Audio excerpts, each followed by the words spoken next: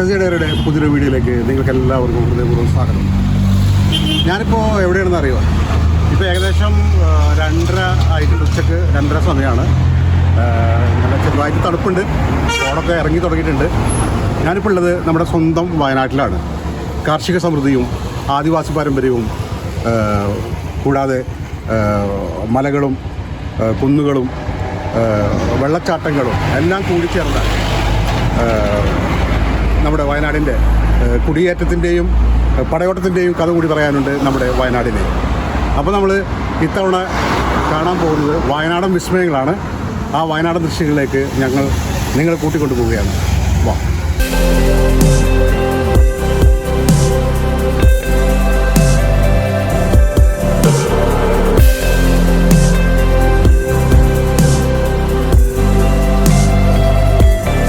കോഴിക്കോട് നിന്ന് നമ്മൾ ചുരം കയറിയിട്ടാണ് വയനാട്ടിലേക്ക് എത്തുക. നമ്മുടെ താമരശ്ശേരി ചുരം, നമ്മുടെ ശരിക്കും സത്യം പറഞ്ഞു കഴിഞ്ഞാൽ നമ്മുടെ പപ്പുച്ചേട്ടൻ്റെ ആ ഡയലോഗ് വെക്കാതെ ആരും തന്നെ ഈ ചുരം കയറി വരില്ല എന്നാണ് എൻ്റെ വിശ്വാസം.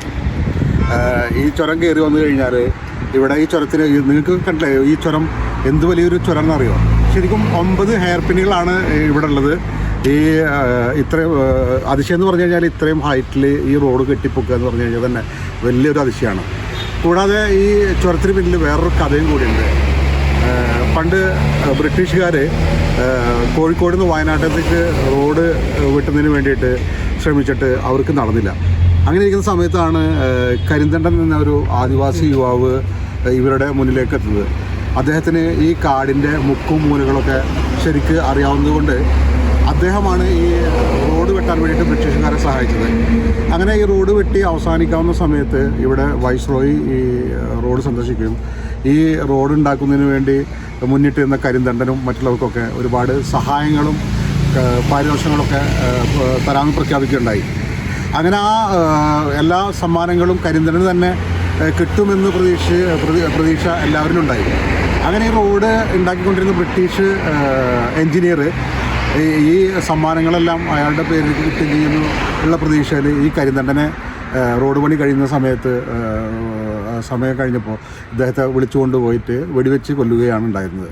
അതിന് കാരണമായിട്ട് പറഞ്ഞത് അദ്ദേഹം വിചാരിച്ചത് കഴിഞ്ഞാൽ ഈ കരിന്തണ്ടൻ്റെ സഹായത്തോടാണ് ഈ റോഡ് ഉണ്ടാക്കിയതെന്ന് മാലോകർ അറിഞ്ഞു കഴിഞ്ഞാൽ ഈ ബ്രിട്ടീഷുകാർക്ക് നാണക്കേടാണ് എന്ന് കൂടി പറയുകയുണ്ടായി. അങ്ങനെ ഈ കരിന്തണ്ടൻ്റെ ആത്മാവ് ഇവിടെ ഗതി കിട്ടാതെ അലയുകയുണ്ടായി. അങ്ങനെ റോഡിൽ ഒരുവിധം അപകടങ്ങൾ വർദ്ധിക്കുകയുണ്ടായി. ആയിരിക്കുന്ന സമയത്ത് ഒരു സന്യാസിനെ കൊണ്ടുവന്നിട്ട് ഈ കരിന്തണ്ടൻ്റെ ആത്മാവിനെ പിടിച്ചു കെട്ടി ഈ ഇവിടുത്തെ മരത്തിൽ ആണിയടിച്ച് പ്രദർശിക്കുകയുണ്ടായി. അതിനുശേഷം ഇവിടെ ചങ്ങലയിട്ട് ബന്ധിക്കുകയുണ്ടായെന്നാണ് കഥ. ഈ നമ്മുടെ അതിൻ്റെ പിന്നിൽ കാണുന്നതാണ് ആ ചങ്ങലപുരം.